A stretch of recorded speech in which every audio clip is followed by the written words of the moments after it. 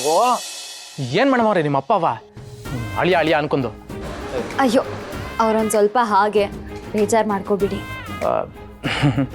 ಹೋಗ್ಲಿ ಬಿಡಿ ಮೇಡಮ್, ಪಾಯಿಗಳು ಈ ಮದುವೆ ನಡೆಯುತ್ತೆ ಅನ್ಕಂದವ್ರೆ, ಅದಕ್ಕೆ ಹಂಗೆ ಆಡ್ತಾರೆ. ಪಾಪ ಅವ್ರಿಗೇನು ಗೊತ್ತು ಈ ಮದುವೆ ನಿಲ್ಸೋದಕ್ಕೆ ನಾವೇ ಏನು ಡೀಲ್ ಮಾಡ್ತಮ್ಮಿ ಅಂತ. ಆಹಾ, ಅದು ಯಾರೋ ಇಷ್ಟ ಆಗಿರೋದಕ್ಕೆ ಈ ಮದುವೆ ಬೇಡ ಅಂತಿರೋದು ಅಲ್ವಾ? ಸರಿ ಮೇಡಮ್ ಅವರೇ, ನಂಗೋಸಿ ಕೆಲಸ ಅದೇ, ನಾನು ಬರ್ತೀನಿ. ಏನು ಕೆಲಸ? ಯಾರನ್ನಾರು ಮೀಟ್ ಮಾಡಬೇಕಿತ್ತ? ಪರವಾಗಿಲ್ಲ ಹೇಳಿ. ಹಂಗೇನಿಲ್ಲ ಮೇಡಮ್ ಅವರೇ, ಇದಕ್ಕೆ ಹಿಂಗೆ ಕೇಳ್ತಿದ್ರಿ? ನಾವಿಬ್ರು ಫ್ರೆಂಡ್ಸ್ ಅಲ್ವಾ? ಫ್ರೆಂಡ್ಸ್ ಅಂದಮೇಲೆ ಇಷ್ಟು ಕೇಳಬಾರ್ದಾ? ಕೇಳ್ಬೋದು ಮೇಡಮ್ ಅವರೇ. ಗೌಡ್ರೆ, ನಿಮ್ಗೆ ಯಾರಾದರೂ ಗರ್ಲ್ ಫ್ರೆಂಡ್ ಇದ್ದಾರಾ?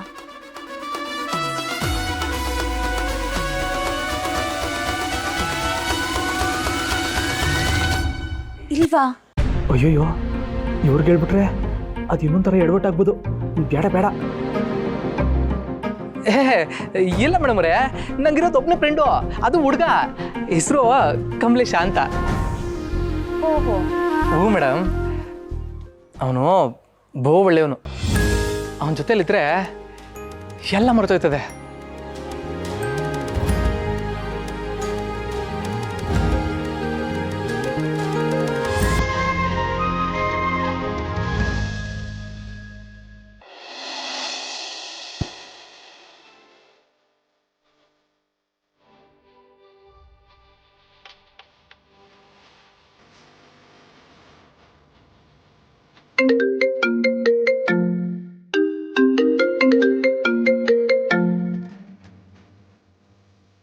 ಶಿವಳೊಬ್ಳು ಒಂದು ನಿಮಿಷ ಕಾಣಿಸ್ತಿಲ್ಲ ಅಂದ್ರೆ ಫೋನ್ ಮಾಡ್ಬಿಡು. ರಿಸೀವ್ ಮಾಡಿದ್ರೆ ತಲೆ ತಿಂತಾಳೆ. ಬೇಡ, ಇವಾಗ ಬಂದಿರೋ ಕೆಲಸ ನೋಡೋಣ.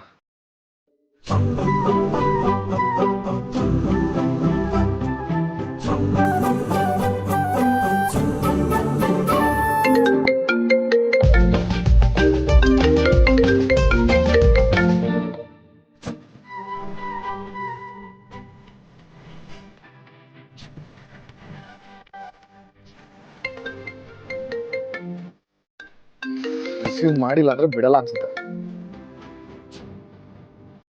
ಹಲೋ, ಯಾಕೆ ಪದೇ ಪದೇ ಫೋನ್ ಮಾಡ್ತಿದ್ಯಾ? ಲೋ ವಿಶ್ವ, ನನ್ನ ಫೋನ್ ರಿಸೀವ್ ಮಾಡೋದಕ್ಕೆ ಏನೋ ನಿನಗೆ? ಇವಾಗ ರಿಸೀವ್ ಮಾಡಿದೀನಿ ತಾನೆ, ಏನ್ ವಿಷಯ ಅಂತ ಹೇಳು. ಅಲ್ಲ ಕಣೋ, ಮಾವ ನನ್ನ ನಿನ್ ಜೊತೆ ಕರ್ಕೊಂಡು ಹೋಗು ಅಂತ ಹೇಳಿದ್ರು ತಾನೆ, ಯಾಕೆ ನನ್ನ ಇಲ್ಲಿ ಬಿಟ್ಟು ಹೋದೆ? ನಾನು ಹೋಗಿದ ಕಡೆ ಎಲ್ಲ ನಿನ್ನ ಕರ್ಕೊಂಡು ಹೋಗ್ತೀನಿ ಅಂತ ನಿನ್ಗೇನು ಹೇಳಿದೀನ ನಾನು? ಸರಿ ಆಯ್ತು ಬಿಡು. ಸಿಟಿಗೆ ಬೇರೆ ಹೋಗಿದ್ಯಲ್ಲ, ನನ್ಗೆ ಏನಾದರೂ ತಗೊಂಡ್ ಬರೋ? ಹಲೋ, ನಾನೇನು ಶಾಪಿಂಗ್ ಬಂದಿಲ್ಲ, ಅಪ್ಪ ಹೇಳಿರೋ ಕೆಲಸದ ಮೇಲೆ ಬಂದಿದ್ದೀನಿ. ನಾನೇನು ತರಲ್ಲ. ಪ್ಲೀಸ್ ಕಣೋ ವಿಶ್ವ. ಏನ್ ಬೇಕು ಹೇಳು. ಬಾ ದಾರಿ, ನಂಗೊಂದು ಒಳ್ಳೆ ಲಿಪ್ಸ್ಟಿಕ್ ತಗೊಂಡ್ ಬಾ, ಹಾಗೆ ಒಂದು ನೇಲ್ ಪಾಲಿಶ್. ಏಯ್, ಇದೆಲ್ಲ ನಮ್ಮೂರಲ್ಲೇ ಸಿಗುತ್ತಾನೆ, ಇಲ್ಲಿಂದ ತರ್ಬೇಕು. ಈಗ ಸಿಗೋದೆಲ್ಲ ಲೋಕಲ್ ಪ್ರಾಡಕ್ಟ್ಸು, ಸಿಟಿಯಲ್ಲಾದರೆ ಬ್ರ್ಯಾಂಡೆಡ್ ಪ್ರಾಡಕ್ಟ್ಸೇ ಸಿಗೋದು. ನಾನು ಹೋಗಿ ತೊಗೊಂಡ್ರೆ ನೀನು ತಂದು ಕೊಟ್ಟ ಹಾಗಿರಲ್ಲ ಅಲ್ವಾ? ನಾನು ಬಂದಾಗಿಂದ ನೀನು ನನಗೆ ಏನೂ ತೊಗೊಂಡು ಬಂದು ಕೊಟ್ಟಿಲ್ಲ. ಅಟ್ಲೀಸ್ಟ್ ಇದನ್ನಾದರೂ ತೊಗೊಂಡು ಬಂದು ಕೊಡೋ. ಯಾವ ಕಲರ್ ಬೇಕು ಹೇಳು. ನೀನು ಯಾವ ಕಲರ್ ತಂದು ಕೊಟ್ಟರು ನನಗೆ ಇಷ್ಟ ಆಗುತ್ತೆ. ಒಟ್ಟಿನಲ್ಲಿ ನೀನು ತೊಗೊಂಡು ಬಂದು ಕೊಡ್ಬೇಕಷ್ಟೆ. ಸರಿ, ತರ್ತೀನಿ ಬಿಡು.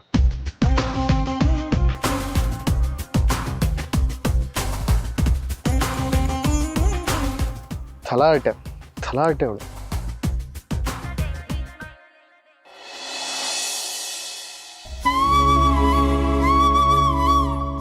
ಶಿವಣ್ಣ, ನೀನಿನ್ನೂ ಈ ಮನೆ ವಿಷಯ ಹೇಳಿಲ್ಲ ಅಂತ ಅನ್ಸತ್ತೆ. ಅಲ್ಲ, ಇಲ್ಲದೆ ಹೋದ್ರೆ ಪಾರ್ಕ್ನಲ್ಲಿ ನೀನು ನೋಡ್ತಾ ಇರಲಿಲ್ಲ ಅಲ್ವಾ? ಏನು ಹೇಳಿಲ್ಲ ಚೆನ್ನಪ್ಪ. ಪ್ರತಿ ಸಲನೂ ಇವತ್ತು ಹೇಳಲೇಬೇಕು ಅಂತ ಗಟ್ಟಿ ಮನಸ್ಸು ಮಾಡ್ಕೊಂಡು ಹೋಗ್ತೀನಿ.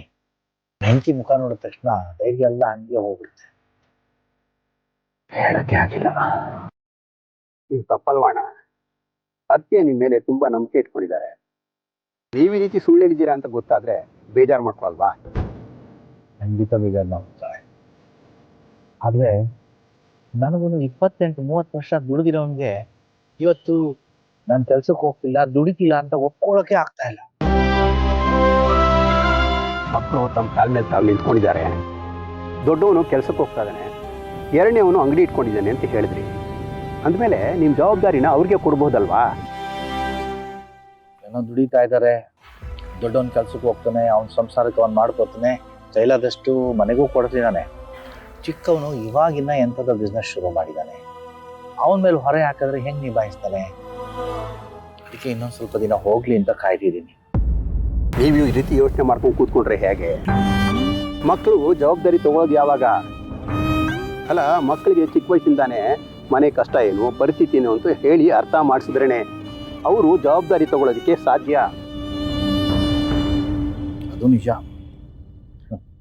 ಯೋಚನೆ ಮಾಡ್ತೀನಿ.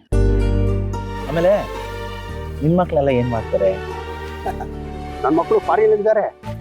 ಅವ್ರು ಕಳಿಸೋ ದುಡ್ಡಿಂದಾನೆ ನಾನು ಇಲ್ಲಿ ಜೀವನ ನಡೆಸ್ತಾ ಇರೋದು. ಮತ್ತೆ ಮಕ್ಕಳು ಫಾರಿನ್ ಇದ್ದಾರೆ, ದುಡ್ಡು ಕಳಿಸ್ತಾರೆ ಅಂತ ಹೇಳ್ತಾ ಇದೀಯ, ಆಟೋ ಯಾಕೆ ಓಡಿಸ್ತೀಯಾ? ಏನ್ ಸಿರಣ್ಣ ಈಗಂದ್ರೆ ಮನುಷ್ಯ ಖಾಲಿ ಕೂತ್ಕೊಂಡ್ರೆ ಮನೆಯೊಳಗೆ ಈ ಬರಬಾರದ ಯೋಚನೆಗಳು ಬಂದ್ಬಿಡುತ್ತೆ. ಮಕ್ಕಳು ದುಡ್ಡು ಕಳಿಸ್ತಾರೆ ಅಂತ ಅಂದ್ಬಿಟ್ಟು ನಾನು ಮನೇಲಿ ಮಜಬೂತಾಗಿ ಊಟ ಮಾಡ್ಬಿಟ್ಟು ಆರಾಮಾಗಿ ಇದ್ಬಿಡ್ತೀನಿ ಅಂತಂದ್ರೆ ನಾನು ಆರೋಗ್ಯದ ಗತಿ ಏನಾಗುತ್ತೆ ಹೇಳು? ಅದಕ್ಕೆ ನಾನು ಆಟೋ ಓಡಿಸ್ತೀನಿ, ನನ್ನ ಖುಷಿಗೋಸ್ಕರ.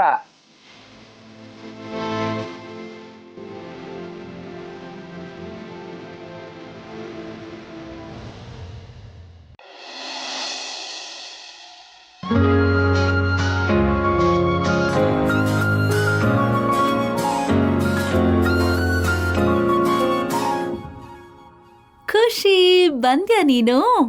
ಬಾ ಬಾ ಬಾ. ವೀಣಾ, ಖುಷಿಗೇನಾದ್ರೂ ತಿನ್ನಕ್ ತಗೊಂಡ್ ಬಾ. ಅಜ್ಜಿ, ಭಾವನಮ್ಮ ಇಲ್ಲಿ? ಭಾವನಮ್ಮ ನಿದ್ದೆ ಮಾಡ್ತಿದ್ದಾಳೆ ಕಂದ.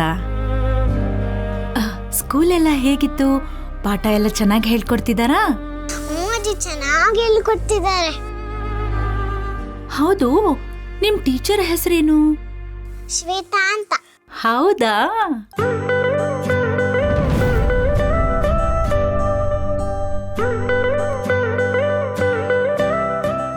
ಅಜ್ಜಿ, ಅತ್ತೆ ಕತ್ತಿಗೆ ಹಾಕೊಂಡಿರೋದು ಏನದು? ಅದು ಶುರುವಾಯ್ತು ನಮ್ಮ ಚಿನ್ಕುಳಿ ಪ್ರಶ್ನೆಗಳು. ಅತ್ತೆ, ಊಟ ತಿನ್ನಿಸ್ತಾ ಅವಳ ಪ್ರಶ್ನೆಗಳಿಗೆ ಉತ್ತರ ಕೊಟ್ಕೊಳ್ಳಿ. ಆಯ್ತಾ? ಇನ್ನು ಇದೆಯಾ ಇಷ್ಟಿಷ್ಟುದ್ದ ಲಿಸ್ಟು? ವೀಣಾ, ಇದನ್ನ ನೀನ್ ಮಾಡು.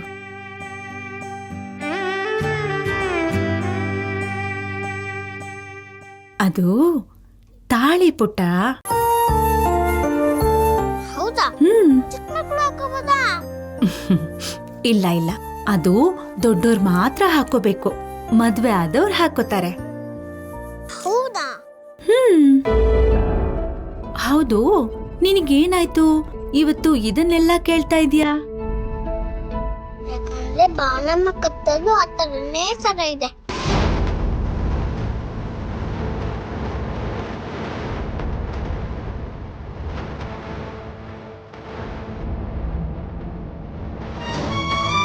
ಪುಟ್ಟ, ನೀನ್ ಏನ್ ಹೇಳ್ತಾ ಇದೀಯಾ? ಹೌದು ಅಜ್ಜಿ, ಈ ತರನೇ ತಾಯ್ತನ ಭಾವನಮ್ಮ ಹಾಕೊಂಡಿದ್ದಾರೆ. ಕೇಳಿದ್ದಕ್ಕೆ ದೇವಸ್ಥಾನದಲ್ಲಿ ಕೊಟ್ರು ಅಂದ್ರು. ಅಜ್ಜಿ, ನಂಗೂ ಆ ಥರ ಬೇಕಜ್ಜಿ.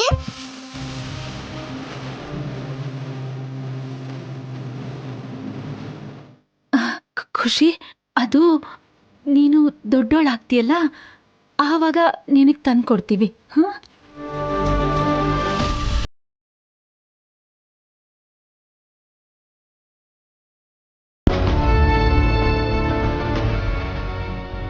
ಮದುವೆ ಆಗದೇನೆ ತಾಯಿ ಆಗಿರೋ ನಿಮ್ಮ ಮಗಳು ಧಾರೆ ಎರಿದೇನೆ ಮದುವೆ ಆಗಿದ್ದಾರೆ.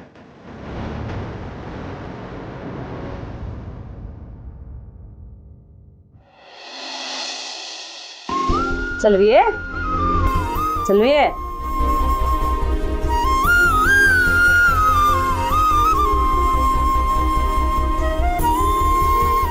ಬೆಟ್ಟವ್ವ, ನಿನ್ ಮಗಳು ಎಷ್ಟು ಮುದ್ದಾಗಿ ಕಾಣಿಸ್ತಾ ಇದ್ದಾಳೆ ಗೊತ್ತಾ? ಹುಡುಗ ನೋಡಿದ್ರಷ್ಟೇ ಈಗ್ಲೇ ಹಾಗೆ ಮದುವೆ ಮಾಡ್ಕೊಂಡು ಓಡೋಗ್ಬಿಡ್ತಾನೆ. ಸಲ್ವಿ, ಬಹು ಸಂತೋಷ ಕಣವ. ನನಗೂ ಕಣ್ಣಿದ್ದಿದ್ರೆ ನನ್ನ ಮಗಳ ಅಂದಾನ ಕಣ್ ತುಂಬ ನೋಡಿ ಕಣ್ ತುಂಬಿಸ್ಕೋತಾ ಇದ್ದೆ. ಆದ್ರೆ ಏನ್ ಮಾಡೋದು? ನನಗೆ ಅವ್ವ, ಇದಕ್ಕೆ ನಾನು ಹೇಳಿದ್ದು ನಿನ್ ಕಣ್ಣು ಆಪರೇಷನ್ ಮಾಡಿಸೋ ತನಕ ನನ್ನ ಮದುವೆ ಆಗಕ್ಕಿಲ್ಲ ಅಂತ. ನೀನ್ ನನ್ನ ಮಾತೇ ಕೇಳೋಕ್ಕಿಲ್ಲ. ತಡಿ, ಆ ಬ್ರೋಕರಣ್ಣಗೆ ಫೋನ್ ಮಾಡಿ ಯಾವ ಗಂಡಿನ ಕಡೆಯವರು ಬರೋದು ಬೇಡ ಅಂತ ಹೇಳ್ತೀನಿ ನಾನು. ಅಯ್ಯೋ, ಹಂಗೆಲ್ಲ ಮಾಡಬೇಡ ಚೆಲ್ವಿ. ನಾನು ಅಳಕಿಲ್ಲ ನೋಡಿ, ಅಳಕಿಲ್ಲ ಕಣವ.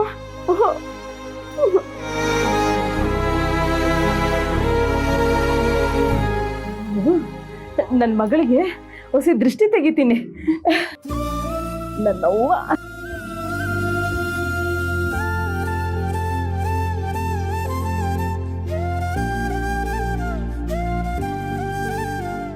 ವೆಂಕಿ, ನೀನೇನಿಲ್ಲಿ?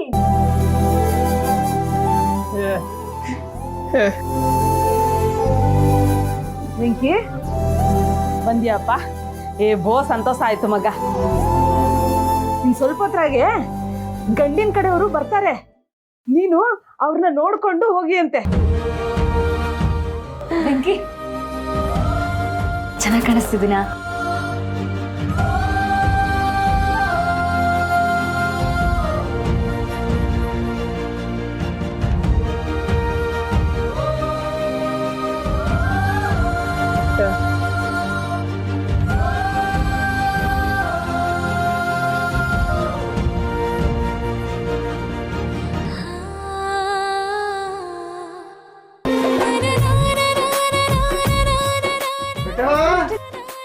ನಿಂಗಣ್ಣ ಬನ್ನಿ ಬನ್ನಿ ಬನ್ನಿ ಕುಂತ್ಕೊಳ್ಳಿ. ಅಣ್ಣವ್ರೆ ಬನ್ನಿ ಕುಂತ್ಕೊಳ್ಳಿ.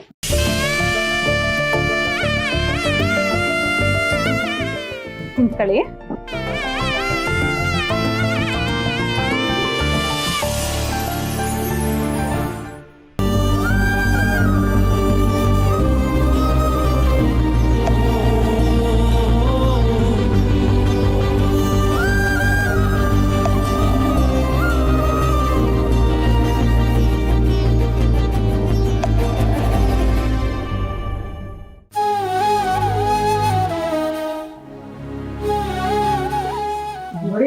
ಇವರು ಹುಡುಗಿ ತಾಯಿ ಬೆಟ್ಟವ ಅಂತ. ಅಣ್ಣ ನಮಸ್ಕಾರ. ನಾನು ಹೇಳಿದ್ನಲ್ಲ ನಿಮ್ಗೆ, ಇವ್ರಿಗೆ ಕಣ್ ಕಾಣಿಸೋದಿಲ್ಲ ಅಂತ. ಇವ್ರು ಆಪರೇಷನ್ ಮಾಡಿಸೋದಕ್ಕೋಸ್ಕರನೇ ನಮ್ಮ ಚೆಲುವಿ ತುಂಬಾ ಕಷ್ಟಪಡ್ತಾ ಇರೋದು.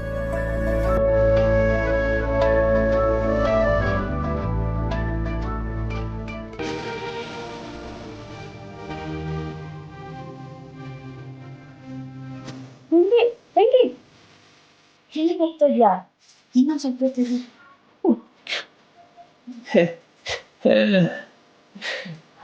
ಚೋಟುಗೆ ಅಂಗಡಿ ನೋಡ್ಕೊಂತ ಹೇಳಿದ್ರಾಯ್ತು.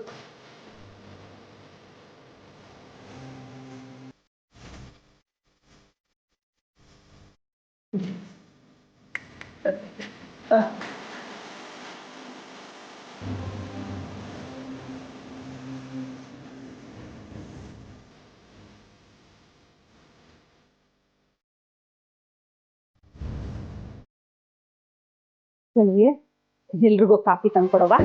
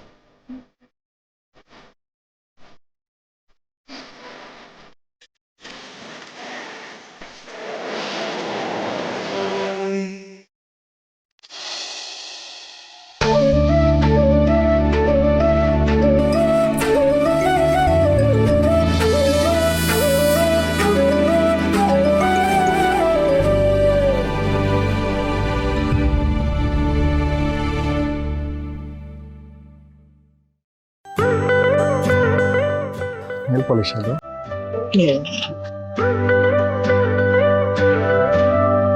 ಚೆನ್ನಾಗಿರುತ್ತೆ ತೋರಿಸಿ.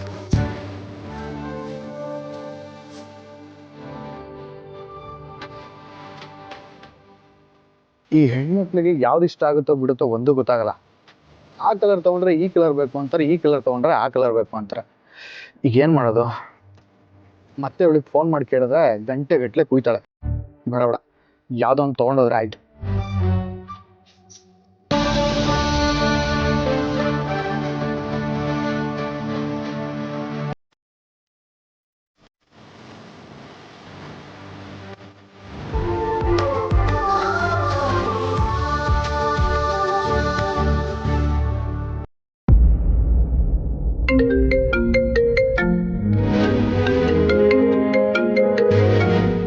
ಹಲೋ ಅಪ್ಪ.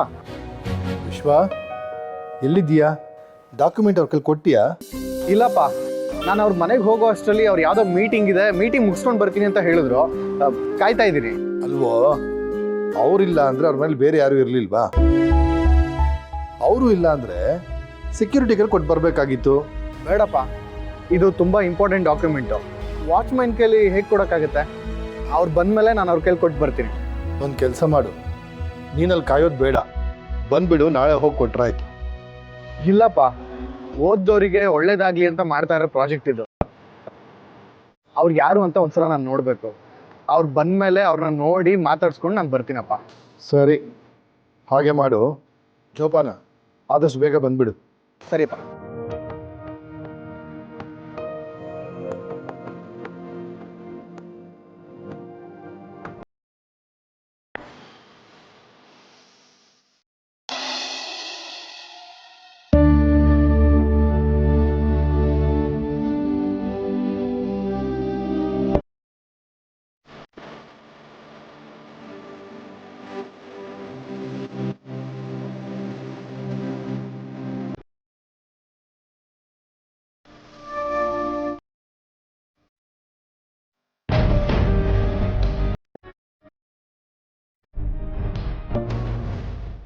ಭಾವನಾ, ಅಮ್ಮ,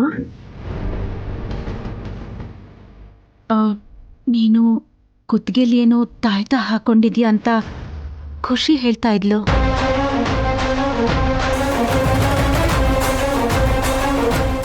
ಅದು ಉತ್ಸವಕ್ಕೆ ಹೋಗಿದ್ವಲ್ಲಮ್ಮ, ಪೂಜೆಯಲ್ಲಿ ಕೊಟ್ಟಿದ್ರು, ಅದನ್ನೇ ಹಾಕೊಂಡಿದ್ದೀನಿ.